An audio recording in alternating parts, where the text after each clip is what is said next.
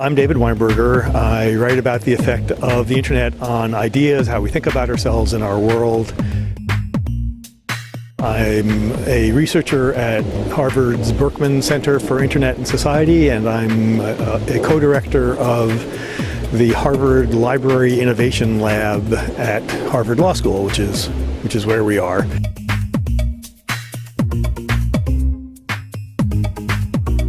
David, most of the ones in the community know you with the Cluetrain Manifesto and as a bestseller book author of Everything is Miscellaneous. Can you give me a brief summary what you're talking about or writing about? Well, okay. So I write about the effect of the internet on how we think about ourselves, how we think about our world, sometimes how we think about business. Cluetrain, which was 10 years ago, and I'm a co-author of, was a fairly early book about the net's effect on business, especially when it comes to businesses' old assumption that they could sort of control and manage their environments, their customers, and their employees by selectively releasing information. The business knew best about its products and so forth. But once the net happens, then customers actually are talking with one another, and it turns out customers are the best source of information. And it's taken a long time for businesses to realize that the power that old information gave them, that power has slipped away from them, and now customers have that power. I think that's been obvious to people on the net for the past 15 years, but it's been very hard for many businesses to accept that. The Cluetrain Manifesto was published 1999 with, I think, 95 theses or arguments. Did there a lot change? You probably had last year an anniversary edition. What were the major changes? Well, a lot of what Cluetrain was very excited about and enthusiastic about, those changes are now just taken for granted, which is great, is the way that it should be. I think that the essential insight of Cluetrain was right, and we felt at the time that we were saying what everybody on the web knew. We hoped we were articulating it well. But that has remained right, and that the net is primarily about us getting together to talk with one another and to connect with one another. It's not primarily about businesses selling us stuff, although that's good too.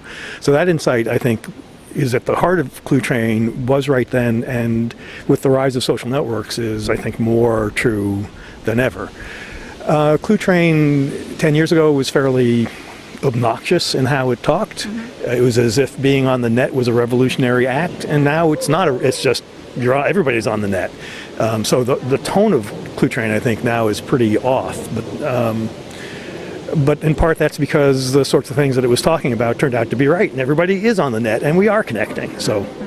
And what are you working on right now? I'm just finishing a book about the internet's effect on knowledge. What happens when knowledge goes from being something that gets put into books and gets printed and is the domain of experts, to knowledge being something that exists and lives and is shaped by a network. And I think they're pretty substantial changes. What are your questions behind that? It's more of an exploration because the topic of knowledge is itself. The book is called Too Big to Know, and the idea is that knowledge, there's always been too much for us to know, so we've had a strategy for dealing with that, which is based around our tools, which were paper and books. Yeah, physical tools. Yeah. And the basic strategy in that world is that you have to reduce the amount. You have to just put aside everything that isn't worthy because you only have so much room on your shelf or in your library.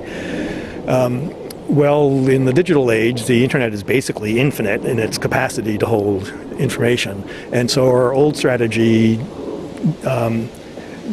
isn't good enough. It doesn't scale up, doesn't work at the size of the internet. So we're coming up with new strategies, new basic strategies for knowledge. So it turns out that theme itself is way too big for one book to conquer. So the book that I've ended up writing is much more of an exploration of some aspects of it. When I Google you on Wikipedia, I find on Wikipedia that everything what is the connection between technique and humanity interests you. What do you think, which is a threat or also the opportunity in your eyes that the internet brings to us? Well, that's a very general question. It is a very general question. So it seems to me that the internet, and in particular the web on top of it, is about links. That's what makes it into a net in the first place, is that nodes are connected, and hyperlinks make it extremely easy for anybody to do that sort of connecting. And you do it in public, that is, the links that you make are available to others, and so we get this ever-growing mass of links, and those links themselves have value. Linking is a very different way of connecting than we were able to do in the physical world or through paper, or through telephones or through TV and the other media that we've had. This is a radically new way of connecting. So anything that humans do that involve connecting with other humans gets changed and sometimes transformed. And it turns out that everything that humans do that's interesting is about connecting with other humans. Yeah. But we are still living in a three-dimensional physical world. Does the hyperlinking from the internet, do you see this also somehow manifest in society itself? Well, sure, because there is only one world, right? Okay. And we're living in it, and part of it... The landscape of the internet is another one than from the real physical world. Well, but it's still part of one world, right? It certainly feels like its own type of space, and it's a type of space with very different rules in which I think more of what is essential about humans can emerge. So, for example, if you say, it seems clear to me, that it's essential to humans that we are in relationship with other humans, that we're primarily communities, not primarily individuals, that we're primarily connected, and you have now a realm, the internet, where we can connect much more freely, that feels much more human. And when you remove the obstacles to connecting, things like space, for example, then you begin to see how humans would connect if many of the obstacles dropped away. And I think in some ways that's a more realistic picture of what it means to be human than what we are able to do in this poor, difficult physical world that we live in. But there is only one world. So yes, of course, changes in how we connect digitally or how we communicate in general have effects in the world overall. So as a philosopher and expert on the internet, what is, in your opinion, what are the major threats and also the opportunities that you see for the next 10 years in the future? Well, the threats unfortunately come from some of the most powerful institutions in the world, including governments and large commercial institutions who fear the openness of the internet. And in some cases for good reasons, there are security issues, but often for bad reasons, for greed or because of fear that your business is inappropriate for what the net offers. I hardly dare to ask you, but are there any examples? And what can I do as an individual, against these threats? Examples of threats? Well, there's copyright law that is wildly wrong for the internet, and probably wildly wrong off the internet too. But that needs to be modified drastically so that there is much more open, the possibility of much more open exchange and reuse. Not to get rid of all of copyright, but to rewrite it in a way that makes sense for a connected digital world. That discussion in the governments of the world is going entirely in the wrong direction. It's serving a narrow set of commercial interests rather than a broad set of cultural interests. Governments can change this, but what can I do as an individual? Well, you can affect your government, at least in theory we can, right? So that's one thing to do.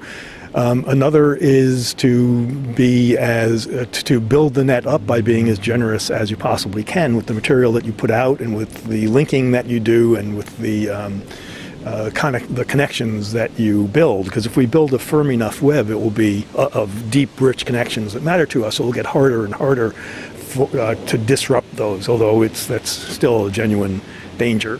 And I personally would stay away from companies that are imposing restrictions that don't feel like they're good for the web.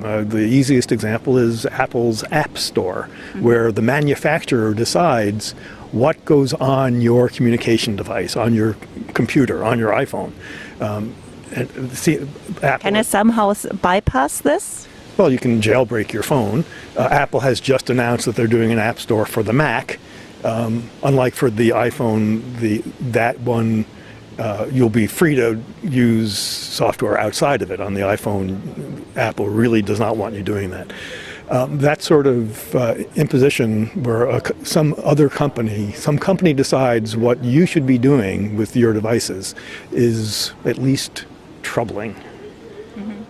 If I want to follow you about your publications and what occupies you, do you also blog? Do you have an own website?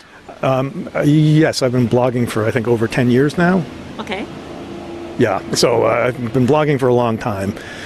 The site is called Joho the Blog. That's all one word, no underscores. It's JOHO theblog.com. What does it stand for? Back in 1995 or so, I wrote a little free newsletter I'd send out over email because that's what you used. Didn't use the web that much then.